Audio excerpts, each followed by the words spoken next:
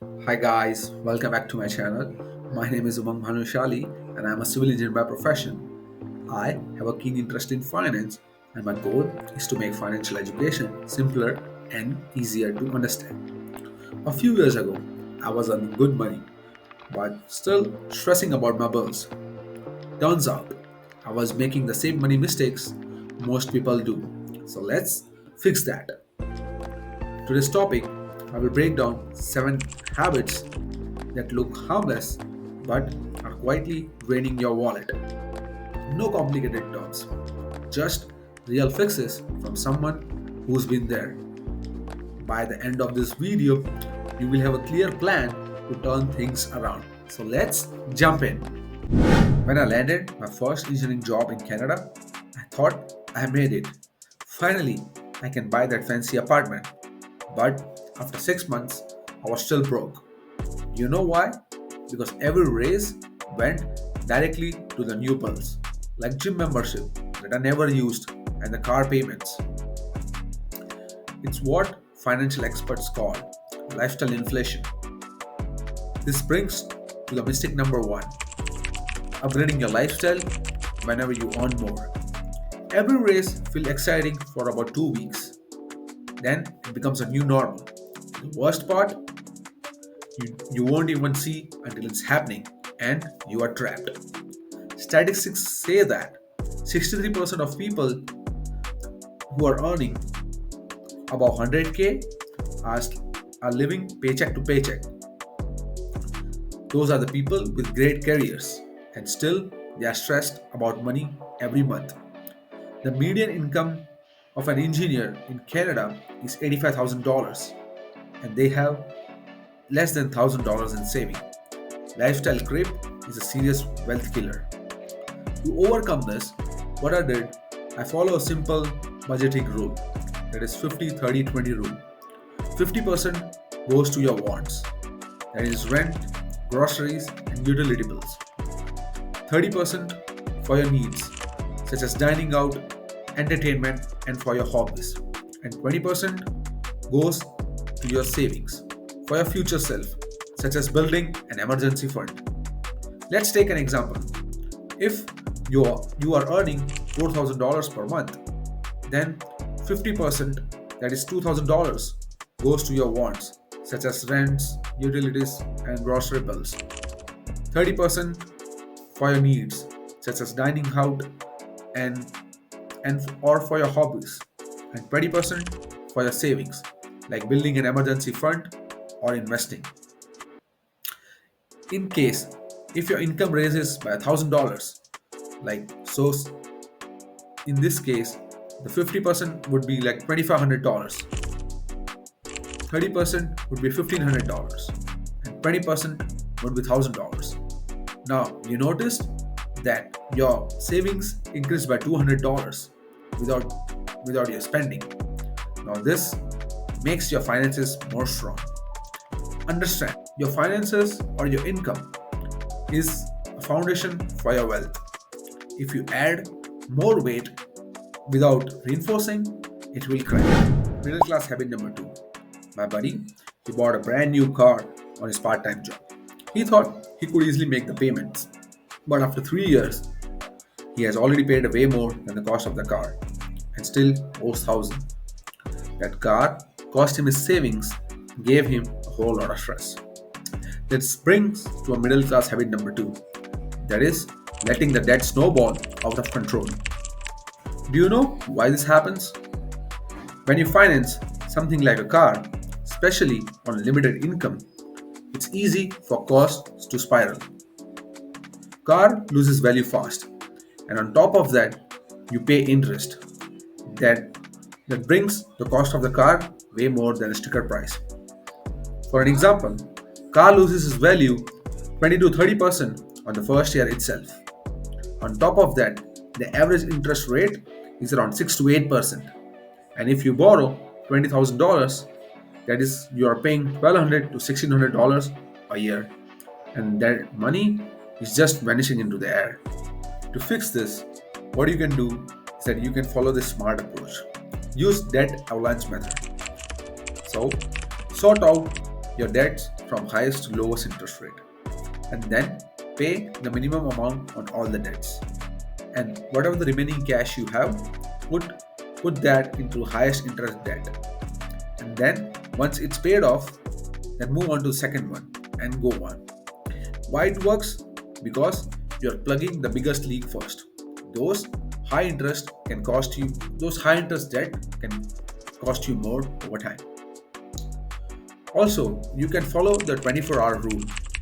Is that before buying anything, just wait for 24 hours and think, do you really need that item?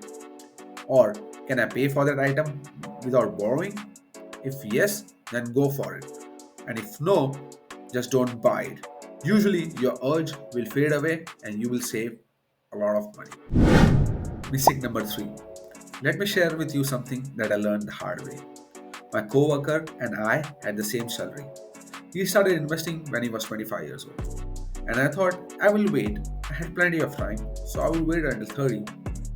But when we did the math together, on assuming the average return of market 8%, we found that by age 60 he will have $415,000 while I will have $200,000 just because he started 5 years earlier. That's that is the magic of compound interest. Which brings to our mistake number three, waiting too long to start investing. What you can do is that just start small. Just start with investing $50 into a low cost index fund such as Vanguard S&P 500 index. What I do is that on my payday, I set up an automatic payment into my Wealthsimple account so that I don't see that money coming into my account. It's like I'm paying for my future self. And and always you can increase it whenever your pay increases. Think of a compound interest like a snowball rolling down the hill. The earlier you roll the ball, the more snow it collects. Your money doesn't just grow, it grows on your previous growth. That's why starting early with less can beat starting later with more. I know it feels scary because of the markets up and down. But over the long year, historical data says that the market has always grown. So don't wait for the perfect time or wait until you have enough because every month waited is a potential gain lost. There's an old Chinese proverb which says that the best time to plant a tree was 20 years ago and the second best time is right now. The same principle applies for investing. Don't let another year slip by. Your future self will be grateful that you started today. Mistake number 4. Let me share with you what really opened my eyes. During pandemic, all the construction projects were halted. Being a skill engineer, I thought that my job is secure. But next month, I was looking at zero income. Pure panic. But that is when I saw that Walmart was hiring for part-time positions due to surge in grocery and essential item purchase. Being engineer, I swallowed my pride and took part-time cashier position. Those evening and weekend shifts at Walmart helped me pay my rent for 3 months but also taught me something valuable that having multiple source of income streams, be it in your field of choice or not, can be a lifesaver. It wasn't glamorous, but that job kept food on my table when my main job hit a roadblock. That brings to a mistake number 4, that is relying completely on your 9 to 5 job. Statistics say that 45% of people who have multiple income streams report it's their financial safety net. Having multiple income sources reduce financial stress for 78% of people during pandemic. What you can do is like you can take up on engineering friendly skills such as selling your CAD skills on Upwork, building BIM models, or taking up small contract jobs for engineering firms. Or you can work in retail or offer delivery services. Start small. Start start with the skills you already have. Double down on skills that are working and drop which doesn't. My experience at Walmart taught me that having a second source of income can be invaluable during tough times. Don't let your pride stop you from building your safety net. Mistake number 5. Here is the hard lesson I learned about staying quiet. During my annual review, my boss gave me 3% raise and he told me that it's standard for everyone. I nodded and thanked, even though I had worked for multiple projects. But I overheard that two new hires were getting paid 15% more in spite of having them less experience. That just hit hard. It wasn't just about money, it was about realizing that companies often pay based on negotiation skills, not just your performance. My silence was costing me thousands of dollars. That brings to our mistake number 5, that not asking for what you deserve. Always do your research.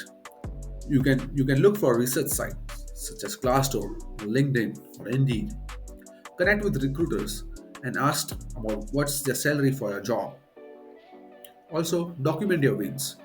Always note down which projects you are working on and what you have achieved, and talk about them during your annual review. Statistics say that people who often negotiate can get are able to get 1 million plus over their careers. 60% of people don't negotiate their initial offers. The average offer after negotiation is about 7 to 15% higher than the initial offer. Here's the exact script that worked for me. Your silence is expensive.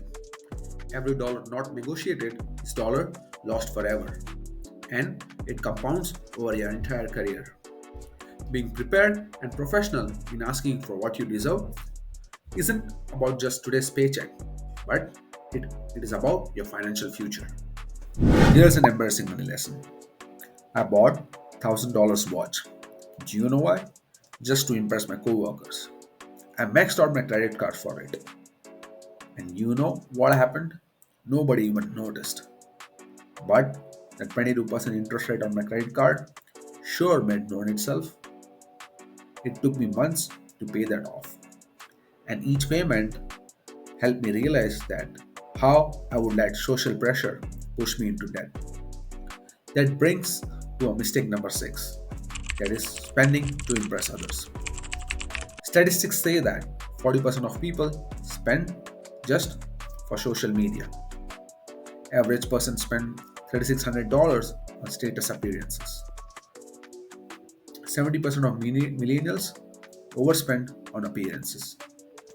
To avoid this, do the no logo test. Ask yourself, would you buy that item if there was no brand associated with it? Compare different brand alternatives. Invest in yourself. I took the same $1,000 and got a project management certificate. Do you know the results? I was qualified for a job that could give me 15k more. Break the social pressure. Unfollow or remove the social media account that triggers overspending. Buy real confidence boosters that don't cost you money. Real confidence comes from what you can do, not what you can buy. The $1,000 watch might be 200 today, but my certification still keeps me paying dividends. Skills appreciate, and status symbol depreciates. Mistake number 7, ignoring the money basics. Here, here is the costly mistake I made as a Canadian. For years, I was keeping my savings in regular account until I found out about TFS and RRSP. I thought retirement is far away and it's tax free. What? Then I learned I was missing out on thousands in tax savings and compound growth. After that, I started spending 15 minutes a day to learn about Canadian personal finance, and I realized I was missing out on a huge opportunity. You know, only 33% of people regularly use their TFS account. 40% of people don't understand the RRSP rules. Average Canadians loses $1,500 annually in their unused tax shelters. What you can do? Start following finance personals on YouTube or other social media handles. Start daily reading finance blogs. Invest in TFSA and RSP accounts. Maximize your contributions. Set up automatic payments into these accounts. Understanding this Canadian tax advantage accounts is optional. It's free. It's like free money from government. Spending 15 minutes a day learning about these accounts can save you thousands in future. Start understanding the basic rules about TFS and RSP and build from there. Let me be completely honest here. I'm not a financial expert or money guru. I'm a civil engineer who made plenty of mistakes and learned from them. I have paid tuitions for my poor financial decisions, such as ignoring TFSA and buying that ridiculous watch. But each mistake taught me something valuable, and that is why I'm here to share those lessons with you. But financial freedom isn't just about being rich or having a fancy job, it's about making informed decisions, learning from your mistakes, taking small, consistent actions, and building habits that compounds over time. I want to hear from you. Which of these mistakes taught you the most? Which of these 7 mistakes hit close to the home? And what kind of topics you want me to cover in future video? Drop your thoughts in the comments. Let's learn together. If you like this video or found this video valuable, hit the like button so that other people can find this easily. Subscribe to my channel for more such insightful video and press the bell icon to get updates on my next video. And share this with your friend who needs to hear this. Final thought. Remember, every financial expert started as a beginner. Every wealthy person had made a mistake along the way. The only real mistake is not learning from them. Start where you are with what you have and keep moving forward. Your future self will thank you. Until then, see you in the next video. Bye.